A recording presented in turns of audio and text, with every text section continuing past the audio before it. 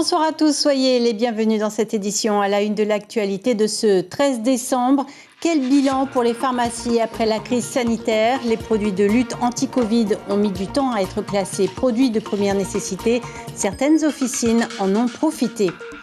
Le confinement a eu un effet bénéfique sur les chiffres de la délinquance, sauf pour les violences intrafamiliales. L'une de nos équipes s'est rendue dans le quartier Vaitavatava où le dialogue s'instaure. S'engager dans l'armée de l'air, une opportunité saisie par 23 jeunes Polynésiens. Vous ferez la connaissance de Matteo et Nohovai. Ils ont signé leur contrat et s'envolent pour l'Hexagone le mois prochain. Et puis les partis autonomistes polynésiens finissent par réagir au 3e scrutin référendaire en Calédonie. Vous entendrez la réaction de Gaston Floss, Lana Tetuanui ou encore Nicole Sanquer. Comme tous les commerces ouverts pendant la crise Covid, on a effectivement bien travaillé, confirme la gérante d'une pharmacie. Les autotests ou les oxymètres se sont vendus comme des petits pains. Mais avant que ces produits n'intègrent la liste des PPN, les officines ont eu la liberté de fixer les prix à leur guise. Certaines pharmacies en ont profité et profitent encore de la situation sanitaire. Ayata Tarahou, Marcel Bonneau. C'est cher pour vous, 1400 francs? Ah ben oui, c'est cher, mais on ne peut rien. Le prix à payer pour obtenir le certificat antigénique négatif, mais certaines officines n'ont visiblement aucun scrupule. Vous avez fait combien de pharmacies avant de venir ici? Une seule. Et la pharmacie où vous êtes allé, c'était combien c'est? C'était à 3000 francs pour un seul test. Mais dans cette pharmacie, cette Polynésienne déboursera la même somme pour 2 attestations. Qu'est-ce que vous incluez dans le tarif de 1500 francs? Donc il y a déjà le prix du test, plus le temps passé avec la personne. Et ensuite, j'ai une employée qui enregistre les données dans l'ordinateur et qui imprime après le fameux document qui est derrière vous, où il y a le QR code. Si le tarif des autotests est encadré depuis le 13 octobre par arrêté ministériel, il ne l'était pas durant 2 mois. Vendu à 750 francs au mois d'août, le test antigénique coûte 60 francs moins cher ici aujourd'hui. Alors la crise sanitaire a-t-elle profité aux pharmacies? Nous sommes un établissement de santé qui suit une loi du commerce. Donc comme tous les commerces ouverts pendant la crise Covid, tous les commerces ouverts, je dis bien, on a effectivement bien travaillé, mais il faut dire aussi à côté qu'on avait vraiment ce gros stress avec des décès presque pratiquement tous les jours sur Paria, surtout au mois d'août là. Et il fallait vraiment s'adapter à toutes ces missions de santé qu'on nous a mis comme ça à la dernière minute. Donc c'est vrai qu'au niveau des tarifs qu'il y avait à l'époque, on était vraiment tous un peu perdus. Perdu, ce grossiste l'était aussi au plus haut de la crise. Avec un variant Delta qui s'est propagé plus vite qu'attendu, il a fallu décaisser de l'argent. 94 000 tests antigéniques ont été importés, achetés 500 francs et revendus 70 francs plus cher seulement. Profiter, c'est un grand mot, parce que nous avons dû anticiper énormément de stocks. Et comme nous avons beaucoup de stocks pour anticiper les épidémies ou la demande de la population, eh bien nous avons encore pas mal de stocks. Les marges sont assez faibles, donc aujourd'hui on n'est pas rentré dans nos frais, non. Sujet tabou, difficile aujourd'hui de savoir réellement quelle a été la manne financière enregistrée par les officines depuis mars 2020.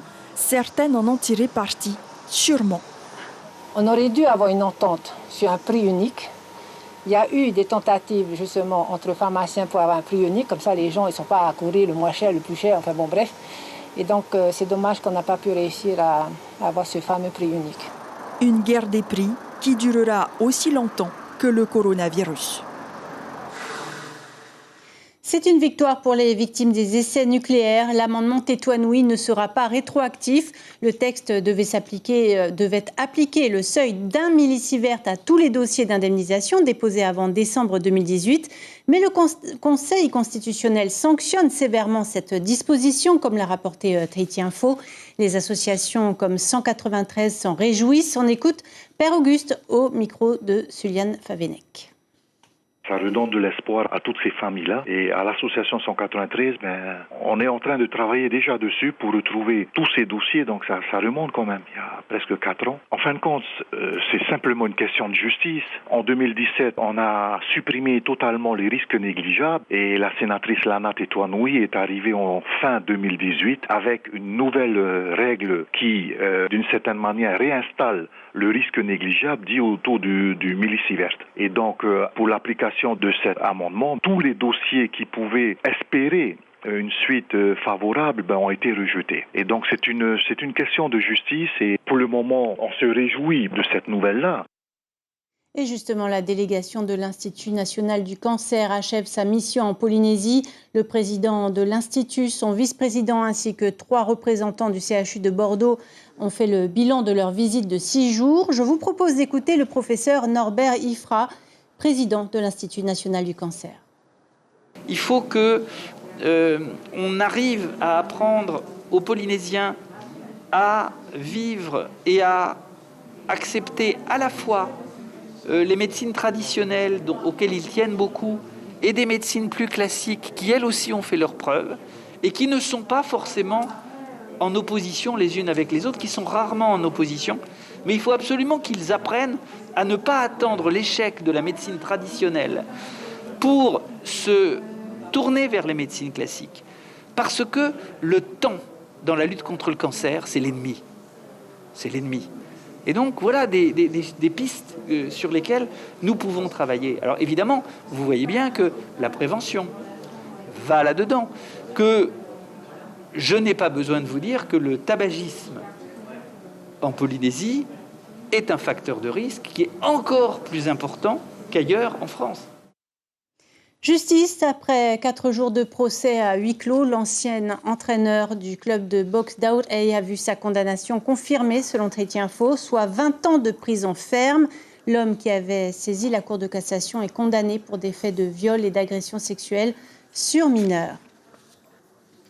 Les trafics de drogue ont résisté à la crise sanitaire et au confinement. 450 grammes d'ail ont encore été saisis il y a quelques jours à l'aéroport de Tahiti Fa'a. Ceci dit, pour ce qui est de la petite délinquance des quartiers, certaines zones connaissent un peu d'apaisement. Exemple à Papeete, à Vaitavatava, avec Ismaël Tahiata et Jérôme Lee. 17 novembre 2016, les forces de l'ordre assiègent le lotissement Vaitavatava. La guerre aux stupéfiants suit son cours. Les descentes ici sont monnaie courante. La dernière date de 2020. Depuis, le calme semble être revenu. C'est vrai qu'on est un peu mal vu aussi, hein, mais pour moi, non, il faut pas. Il faut pas, parce qu'il y a quand même du respect. Il y a quand même du respect, hein, par rapport aux jeunes qui sont à l'entrée, il y a quand même du respect. On arrive à discuter un peu. C'est vrai que ce n'est pas facile, mais il faut quand même discuter avec eux. Voilà, c'est avec le dialogue que ça va mieux. Voilà. On combat les stupéfiants de 2 façons. Par la prévention, il faut toujours travailler sur la prévention et éviter que les personnes s'engagent dans des conduites d'addiction, parce qu'elles auront beaucoup de mal à s'en sortir. Puis nous avons un travail qui est beaucoup plus répressif. Il a été présenté il y a quelques jours par le haut-commissaire et les autorités de la justice. Ce travail de répression, il existe. Il y a des saisies régulières qui sont faites et nous avons des condamnations qui suivent, bien entendu. Liana connaît ses maisons et ses ruelles par cœur. Avec son mari, elle a repris les rênes de l'association Vaitavatava Matairea. 500 âmes vivent ici, 80% d'entre eux ont moins de 30 ans. L'adaptation au confinement a été difficile à vivre pour tout le monde. C'est une bonne chose. Hein? On avait moins de... d'aller et venir. Voilà, d'aller et venir, le bruit. Voilà. Ça dérangeait moins. Comme j'habite au bord de la route, moi, le confinement, j'aimais bien. C'était difficile par rapport au confinement, mais il y a eu ce rassemblement. Je parle des parents avec leurs enfants. Voilà, il y a eu vraiment ce contact-là avec les enfants pendant toute une journée. Et c'est là que j'ai vu qu'il y a quand même une évolution, une amélioration dans chaque famille, quoi. Plus de dialogue dans la famille, moins de contact avec l'extérieur, mais à la longue, cela devient pesant. Et lorsque le como, l'alcool local, s'invite à table, cela n'arrange pas les choses. Les violences volontaires, en particulier dans le milieu familial, puisque nous avons plus de 3200 faits déjà qui ont été enregistrés, c'est une délinquance qui fait une augmentation sensible de plus de 20% aujourd'hui et qui concentre toute notre attention. Les chiffres officiels de la délinquance seront communiqués au mois de janvier 2022. L'armée de l'air et de l'espace embauche. 23 jeunes Polynésiens ont signé leur contrat au détachement R190 cet après-midi. Un moment important pour ces enfants du pays qui quitteront Tahiti le mois prochain. Parmi eux, 20 sous-officiers et 3 militaires techniciens de l'air. Rohan Potoru et Patita Savea ont rencontré 2 d'entre eux. Regardez. 20 ans à peine, le regard déterminé. Matteo s'engage dans l'armée de l'air, un rêve devenu réalité après 2 tentatives. Une fierté pour sa mère qui n'espérait pas mieux. J'ai qu'un seul fils. Et je souhaite de tout cœur qu'il fasse ce qu'il a envie, avant tout. Si c'est vraiment son souhait, je l'encourage, je suis fière.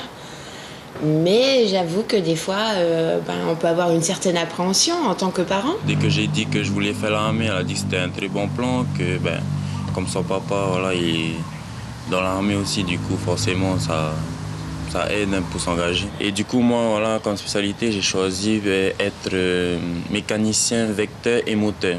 Donc ça veut dire, moi j'aimerais bien travailler sur tout ce qui tourne autour du moteur, sur des avions de transport. Et pour Nuhowei également, porter l'uniforme, c'est tout un symbole, mais aussi une opportunité quant à son avenir professionnel. À 29 ans, elle ambitionne une carrière militaire dans les ressources humaines. Pour mes parents, c'est dur. Ils ne voulaient pas que je parte, mais par pitié, parce qu'ils veulent que je voie autre chose. Parce qu'ici, là, aujourd'hui, on s'ennuie. Je m'ennuie, avec la crise sanitaire, il n'y a plus rien. Donc, ils m'ont poussé et toute ma famille derrière moi.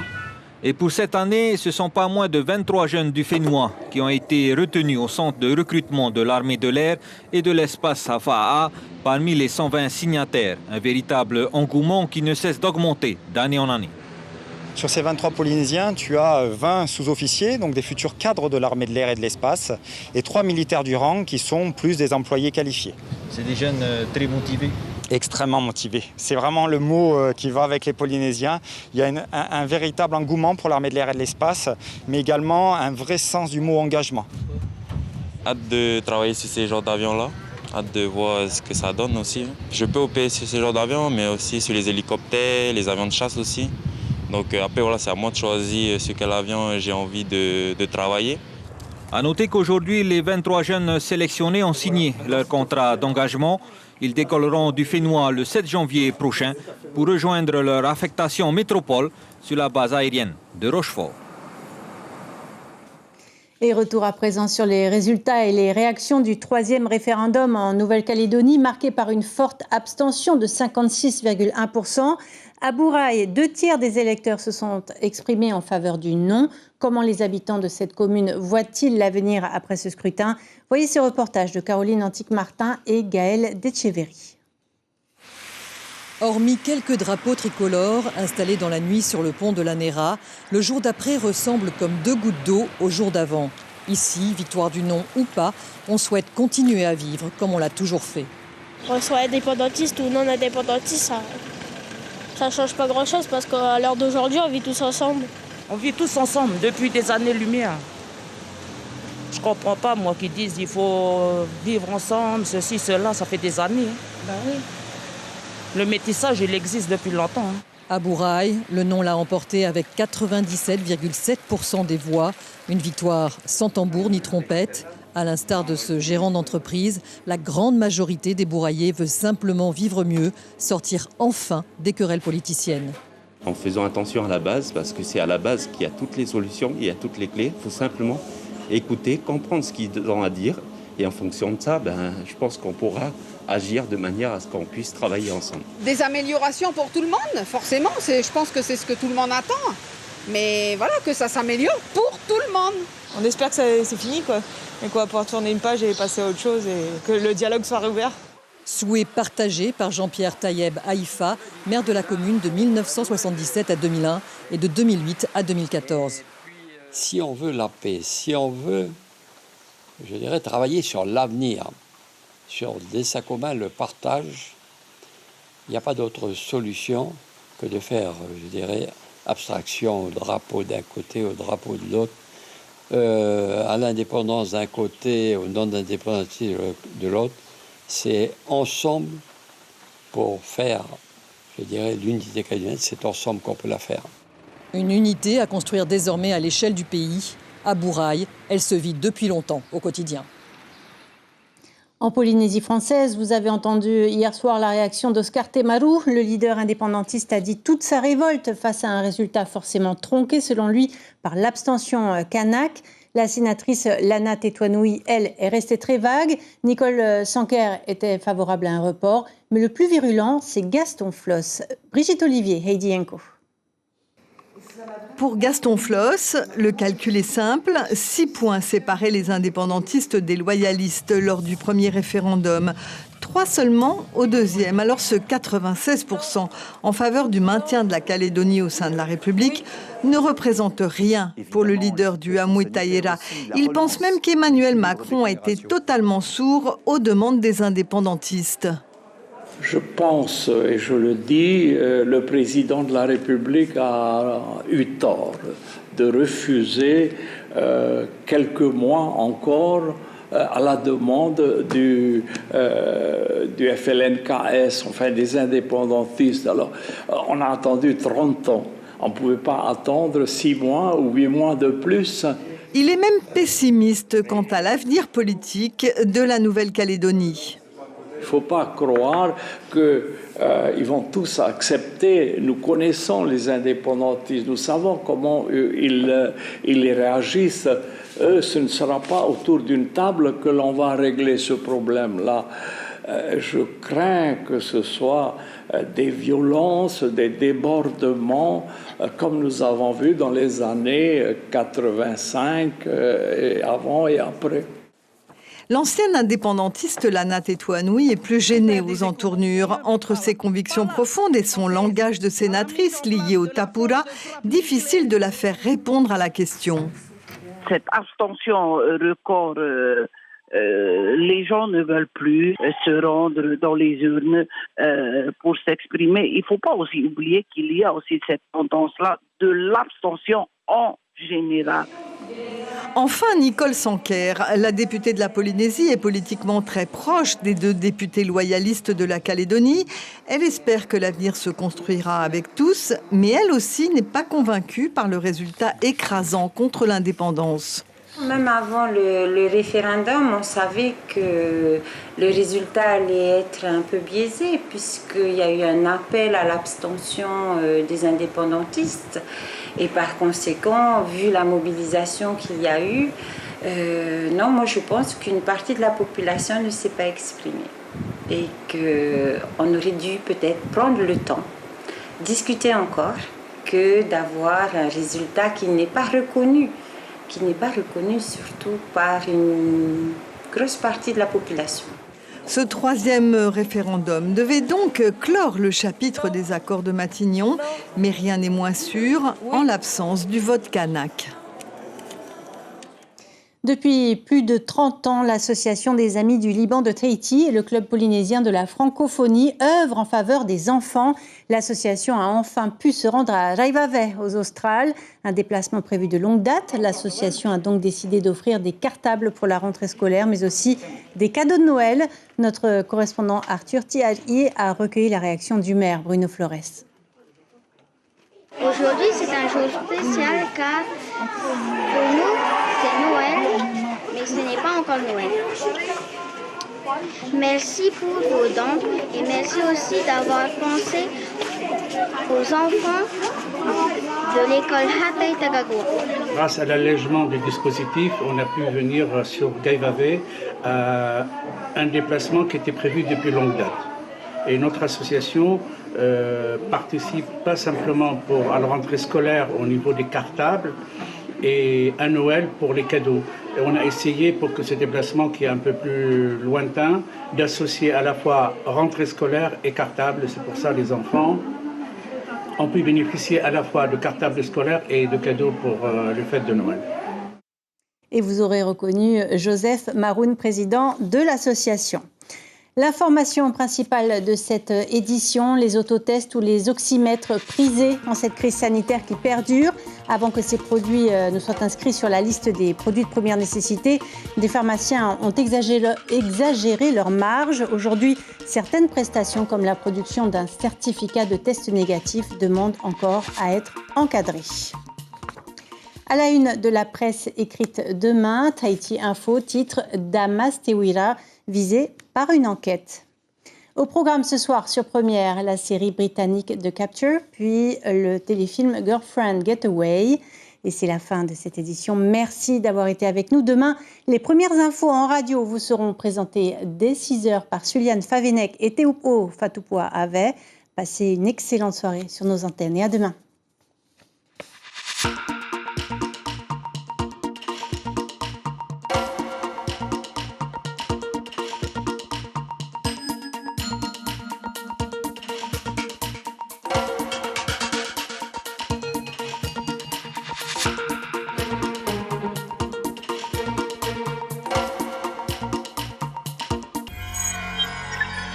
Retrouvez ce programme en replay sur notre site internet.